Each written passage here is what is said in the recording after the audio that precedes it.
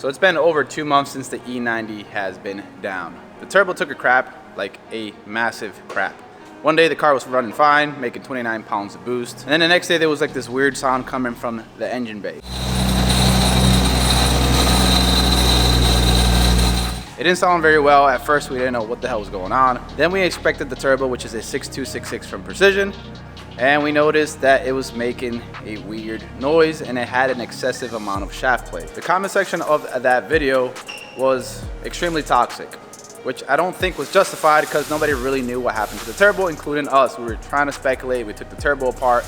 We really couldn't find anything that was obvious. A big chunk of you guys speculated that the reason why it took a crap was because it was a Precision turbo and that I should have gone with a Garrett one. Which again, I think is very unfair since we really had no proof on what happened. A good amount of you guys speculated that it could have been some kind of oil starvation and that's why the turbo failed, or maybe we didn't install the coupler for the intake correctly and the turbo picked up some rocks or debris and stuff like that.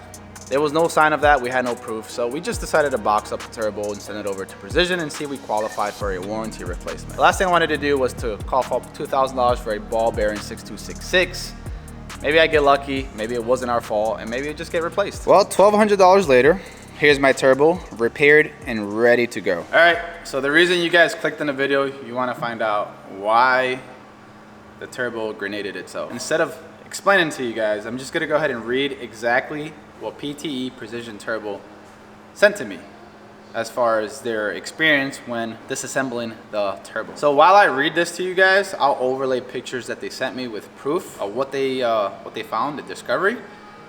So you guys don't have to look at my face while I read this at the same time. I had a chance to disassemble the PT6266 G2 unit sent in under RMA number, whatever.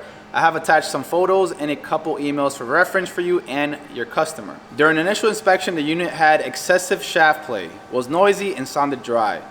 During disassembly, it became apparent the unit was not receiving much of any oil. The internals were dry and the bearings were badly worn. I checked the oil feed orifices and the bearing housing and the bearings, and all of them were not obstructed. However, the orifice in the oil feed pin was blocked by what appeared to be Teflon tape. Teflon tape. Teflon tape. So the unit was eventually starved of oil and damage occurred to the CHRA, which stands for Center Housing Rotating Assembly. The housings did have some rubbing scoring, but I was able to clean them up to reuse. Unfortunately, the bearing damage caused excessive shaft play and subsequential damage to the cartridge. So the entire CHRA needs to be replaced. So to summarize everything with visuals, you guys remember from that previous video, all of this is pretty scarred up from the blades here. It was pretty bad. They buffed it out, cleaned it up, looks good as new. So we can reuse the housing, looks fine. Even on this side too, it had a lot of damage going on here. They were able to revive this, so we don't have to purchase new housing. As far as this side, looks like they just cleaned it up, made it look like new. Any oil, anything, they took care of all of that. Unfortunately for me, this was the part that got damaged. The bearings, the entire assembly needed to be replaced, and this cost me $1,200. $1,200, I mean, it's better than $2,000. And I haven't got to the point and explained, hold on, Teflon tape, how did that happen? Yes. Yes. Yeah, that's it right there. Apparently it was my fault. I blew up the car. I mean, I blew up the car initially because I went for a test drive and then I came back and it sounded like something was... I've done Teflon tape on these fittings for God knows how long, and I've never had issues until, what is it like? It's been 2 months? Yeah, it's been 2 months. That was the first time, and you've been doing this for a very long time. So that was the first time I had an issue with it. And by the way, that was both of our ideas because the oil feed line was leaking. So we figured out Teflon tape might be able to help that out. And he said, yeah, well, I've used it on other turbo setups. We did it. Maybe there was an error when we were applying it. And somehow a smidget of it made it into the turbo itself and blocked the oil from getting inside of the turbo, and it eventually just blew itself up because it had no oil. Here's the thing, mistakes happen, and I fully expect you guys to go in the comment section and talk crap either to me or to Ali for making this mistake. I'd rather make this video and somehow have something for you guys to learn and maybe not attempt to do, because technically somebody told me PTE says do not use Teflon tape. Again, he's done it a few times in the past and it's never really been an issue. It's an expensive learning mistake, but it happens and we learn, and now, you know, we won't make that mistake anymore. And if we use Teflon tape ever again, which I don't know, we will be very careful with it, at least the application part of it, so a piece doesn't just sliver off into the feed line and block it from getting its oil. Quick note, we have taken this kit off multiple times since I've had it. Every time we've put Teflon tape, like a new layer of it, and nothing's ever happened. So all the unnecessary hate you guys gave Precision in the comment section of that last video, rethink some of those comments. I don't think they're a bad company. I think they make really good products. Wanted to tell you guys, it was our fault. Installation errors do happen. They do happen. And We're you can't humans. blame the product on it. You I'm can't. sorry, you can't. Correct. So blame us, give us the heat, talk the shit, mention us on social media. We're not gonna lose sleep over it. Hopefully you guys learned something from this.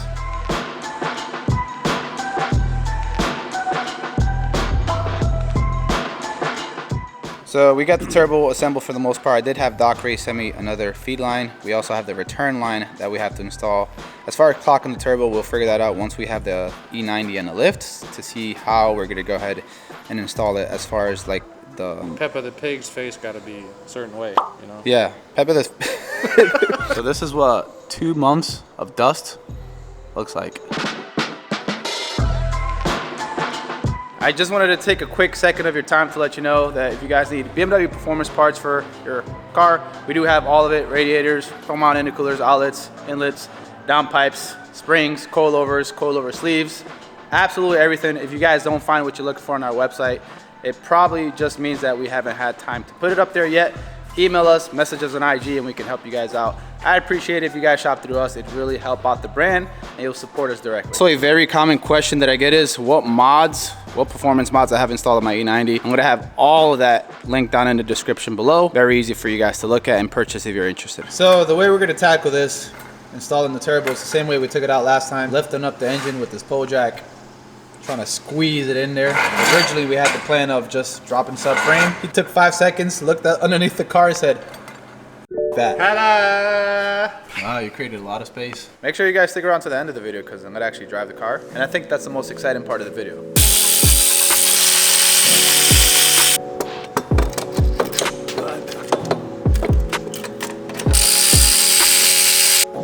Look who made it to the You're doing what PTE tells you what to do. Exactly, yeah. What's that? Not to put Teflon. Oh yeah, we didn't put Teflon this time. So the feed line is on. Cold side, I gotta put it on now. And you're gonna do that from the top. Yeah. So originally we tried to put the entire assembly in there through the bottom. And it didn't fit It really. didn't fit too much, yeah. Because of the dumbass coolant pipe. Put this gasket on. Sort of important, you know. You won't really build boost without this gasket. By the way, this DR700 kit we do sell on the website. If you don't want to install a kit, obviously bottom mount, because of the hard to reach areas, we do sell the top mount Doc Race kit as well, which some people think it's the best route to go. I like the bottom mount just because it's a little bit sleeperish, it spools a little bit faster, sounds a little bit different.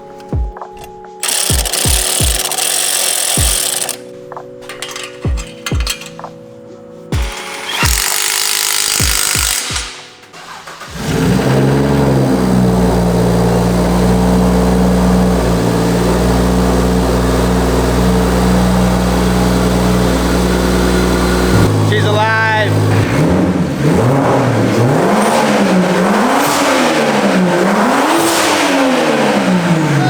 Yeah! So we're gonna leave the car here overnight. I was planning to take it home, but Mr. Ali doesn't want me to take it home. He wants to look over it again in the morning and test drive it himself before I drive it. Fair enough. A little bit of patience, always good results. So it's the next day, guys. We have the E90 running. We put everything back together in the engine bay. Cleaned up the car because it was just so filthy after sitting for 2 months. Really took my time with it. Engine bay, wheels, exterior, every little detail to make sure it looks really good. So when I go for my first test drive.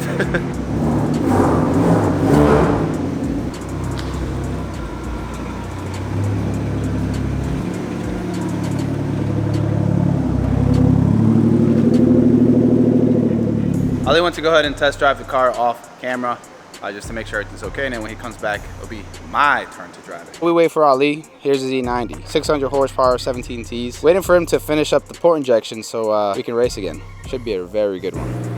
That car is so pretty. Mom's blue.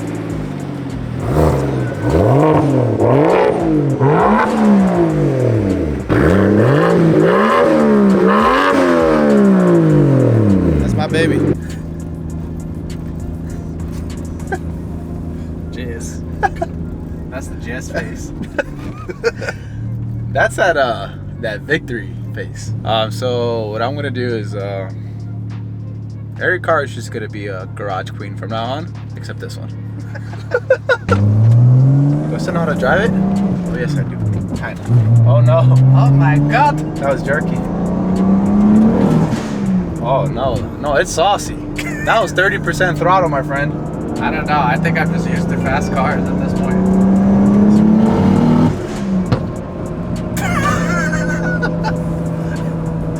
It's like a grenade. It just went off. With the new update, rolling anti-lag should be fun. Yeah, I'm gonna make a dedicated video on that. I'll do anti-lag, map switching, everything. Once we get motive installed into the car, then I'll show you guys the entire suite of like the new MHD Plus stuff.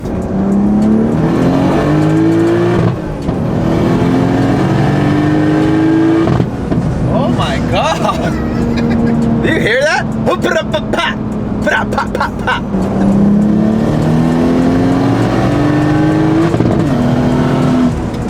That's fast. That was like miles an hour. We're gonna bleep that out. Yeah, I'm gonna bleep that out.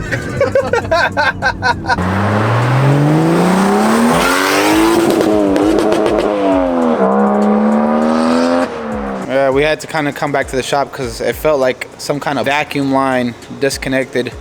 I wasn't getting any more boost reading through the GFB controller, and it was making like a fluttery sound. Yep, told you. There it is. You heard all the cool fluttering sound? It was nice. It sounds nice. I got it on video. Yeah, well, I missed the gear, and then I heard something pop off.